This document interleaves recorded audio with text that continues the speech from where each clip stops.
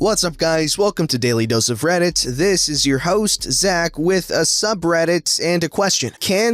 Do you guys listen to music while working? Because I find it incredibly difficult to do any sort of work that requires, reading or anything, because I was listening to Beach Boys while selecting these stories, and I was just like, not selecting stories because the Beach Boys were playing, and I was like, this is good music, man. Anyways, today's subreddit is r/malicious compliance. Don't forget to like, subscribe, and hit that bell to never miss an episode.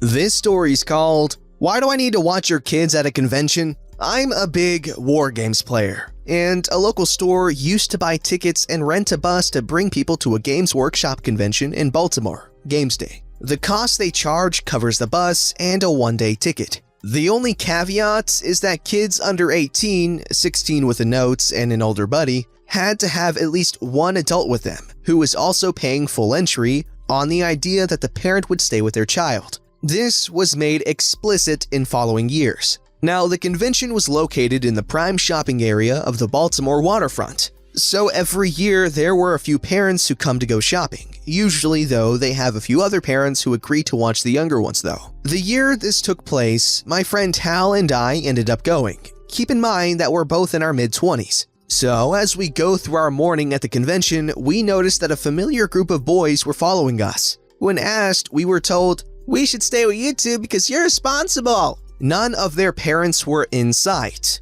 or on site as it turns out. Most of them were cool, at least as cool as a 10-year-old can be to someone in their mid-20s. Ages were from 8 to 16. We ended up grouping them up with an older kid as an assistant buddy, and took them with us. It's not like their parents were around for us to give them back after all, and we knew most of them from the shop. Made sure they got turns at different events, nothing at the convention could be called inappropriate, and generally made the best of it. But hey, we were still a bit angry at having them foisted on us without being asked. Well, it turns out none of them were given enough money for lunch. They had their own money, which they spent on swag, but the cash their parents gave them wasn't enough to cover an actual lunch at the convention after all. It averaged about $3 per kid, when that was the price of a soda. So, Hal and I took all their lunch cash and took them to Hooters. Used that money and some of our own to make sure the waitresses were extra attentive, and had them at their own table. We sat nearby to keep an eye on them. We had them order whatever they wanted, that a kid could legally get, no booze of course,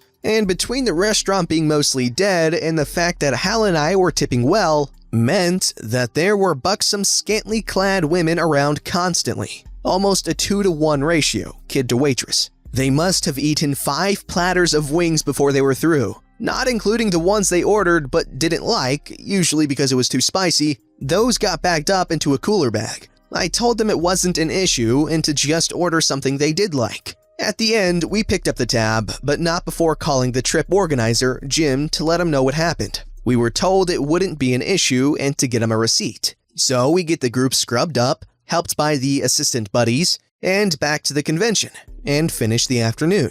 So we got back to the bus and gave Jim the receipt for the lunch, as well as any other necessary items, mostly beverages, gotta keep hydrated, that we bought them afterwards. Just for them, not our bills. We paid for our lunch separately, for example. The bus was set to leave at 6 p.m., and we were told to be back for 5 p.m. just in case, because the trip would leave, full or not. So around 5:30, the parents start coming back in, only to meet Jim at the front. He refused to let them on until they paid us back for watching their kids. Told them that if they didn't pay by 6, the bus would be leaving and they would still owe the tab. One parent asked for a delay to hit an ATM and was granted permission to go. Jim told the rest that the bus would leave when that dad got back. A few other parents asked to see the bill, which is where they discovered that we took their precious angles to Hooters. Never mind the fact that we were at a convention about a game where people kill aliens with chainswords. Jim informed them that if they had spoken to Hal and I before the convention started, then maybe they would have learned about our lunch plans and could have watched their kids themselves. Didn't shut up the few Karens in the group, but it reduced most of it to grumbling.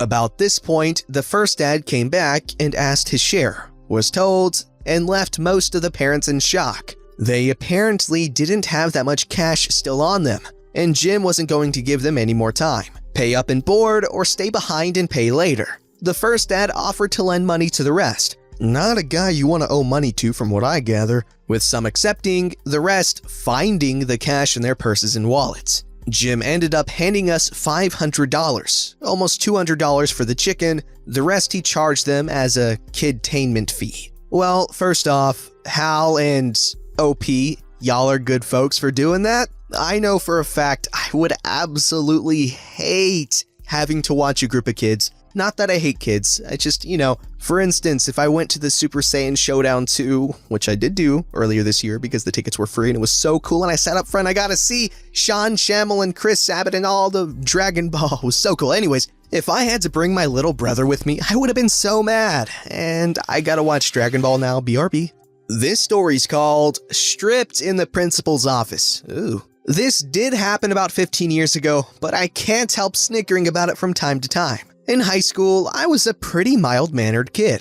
I came from a very strict household, and a call from the school was absolutely unacceptable. I also wanted approval from authority figures, as I rarely got it at home. So I kept quiet, did good work, and was generally well-liked by my teachers. Like I said, it was a strict household, and my outfits were closely inspected for modesty by my very conservative parents. If it passed at home, it wasn't going to get me into trouble. I tried hard to fit in with the other kids though, and found that wearing a layer underneath made regular outfits pass home dress code. So I still got to wear the distressed jeans, but you could see the black leggings instead of my knees. Not a huge deal, and it helped me feel better about my appearance, at least socially anyway. As trends were set, leggings became super popular. Finally, I was ahead and on point with my style. Some girls did begin to abuse the system though. School dress code required skirts to be no shorter than 3 inches, 1 index card above the knee. Standard was suddenly lots of tiny denim miniskirts with leggings. So the school cracked down and said leggings were no longer allowed under skirts.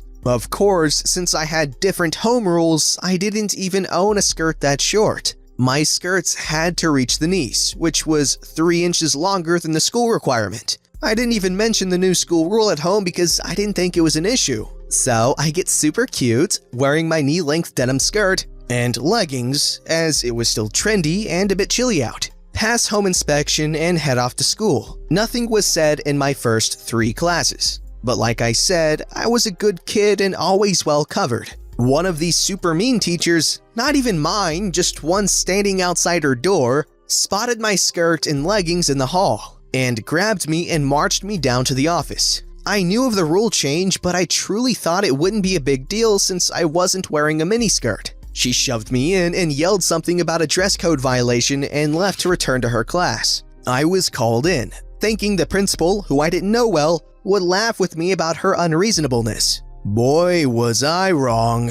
He screamed up and down how I was dressed inappropriately, and he would be calling my parents to come get me to take me home to change. Oh no. Oh, no.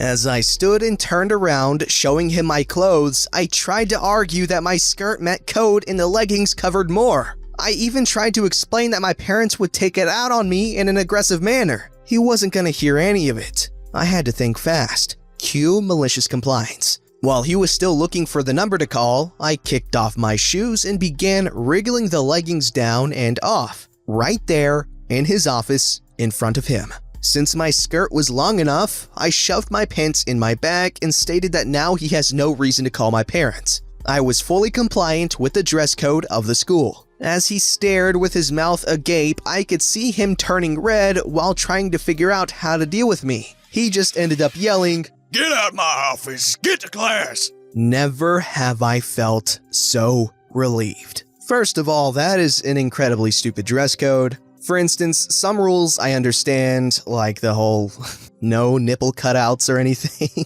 But other stuff I don't really understand, like the whole spaghetti strap thing, or I don't know, leggings, for instance. I don't know about you guys, but my old high school, they were like very against wearing leggings, just leggings. They were like, leggings are an accessory, they're not clothing. So if you wanted to wear leggings, you had to cover your booty, which defeats the point, in my opinion. I'm kidding, I'm not a perv. This story's called "Owner of a Small Video Game Studio Treats Employees Like Crap, Doesn't Read His Own Email, Ends Up Paying Thousands for Drinks at Company Party." I worked at a small, less than 100 people, video game studio about a decade ago. The studio did mostly console ports for large publishers and was notorious for severely underpaying its employees and for screwing employees out of contracts so that the boss could make a profit, which he never shared with the company. When I became a manager, I tried to lobby for higher pay for my hourly workers, as the pay was $8 an hour in 2011. And there were 3 guys on my team so broke they were literally living in their car in the parking lot. Boss, who is also the co-owner of the studio, frankly said to me, "I will continue to pay $8 an hour until I can't find anyone willing to work for $8 an hour." He was also notorious for bringing on unpaid interns, making them do the work of a full employee, promising them employment at the end of the internship, then breaking his promise. Boss was notorious for being a tightwad. He excluded hourly employees from company meals during overtime and would claim he was feeling generous when he would let the hourlies eat after all of the other employees had already cleared out 2/3 of the food, and what was left was stale and congealed. At one point, a contract with a larger company fell through, and Bossman let half of the studio know about their layoffs by holding a meeting for them in the parking lot and letting employees know that their jobs were gone.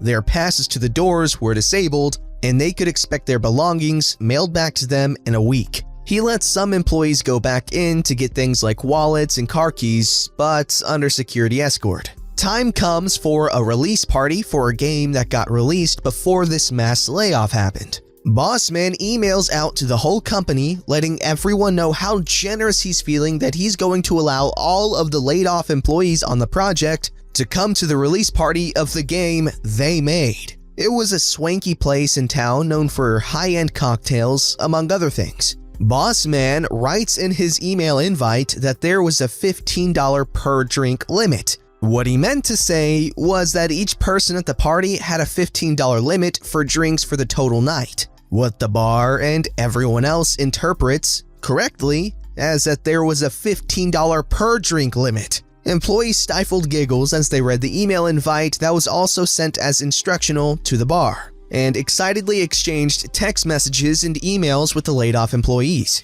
Bossman is also notorious for not showing up to his own parties until 2 hours in.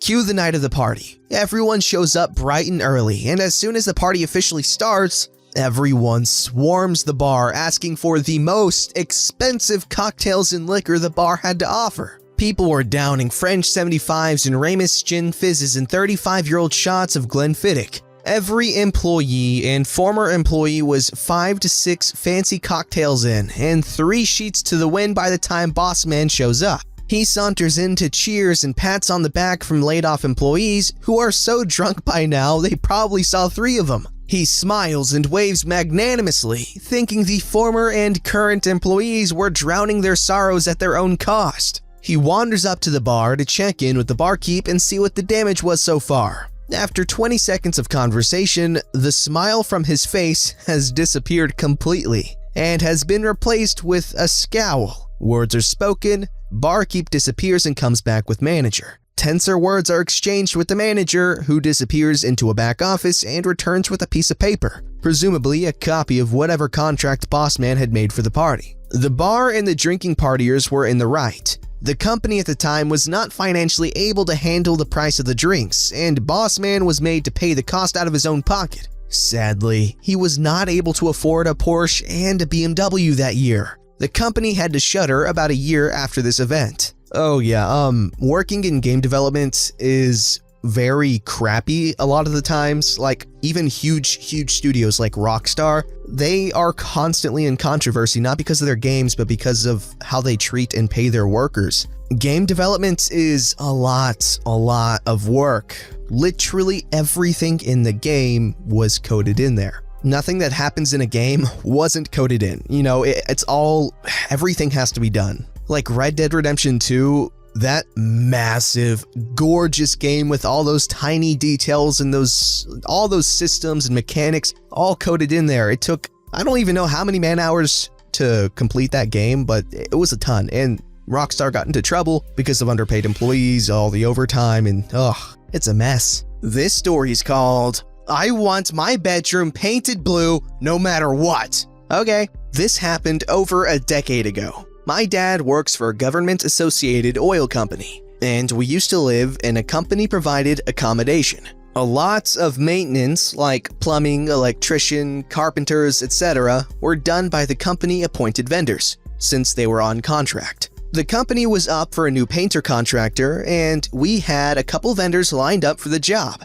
Since our house was up for a new paint job, my mom decided to let the company test one of the vendors by letting them paint in our home. We'll call him Painter X. Now, Painter X wanted to impress my mom and the company, so he let us pick whatever colors we wanted for all the rooms, and so we did. White for the kitchen, eggshell for the living room, lavender for mine, and so on. The company was impressed and he was hired. Now, one particular neighbor of ours, Mrs. Will Not Listen, loved our home's colors and requested for Painter X to also paint different colors for each of her rooms. Unfortunately, all homes were being painted in off-white color in all the rooms, since that was a fairly standard color everyone could work with. But Mrs. Will Not Listen demanded she gets a custom job because we did. She absolutely wanted blue in her room, no matter what it took. The painter read his contract and it said all homes to be painted a single color.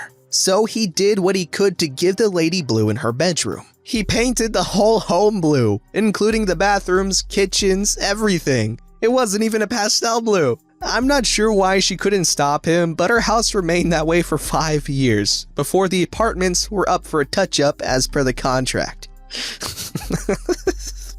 That's pretty funny. That's pretty funny, man. That is so stupid. That is like one of the most, I don't know what the word for it is, but like low-key stories, but that's just so funny. He painted our whole house blue. That's good stuff. Don't forget to like, subscribe, and hit that bell to never miss an episode.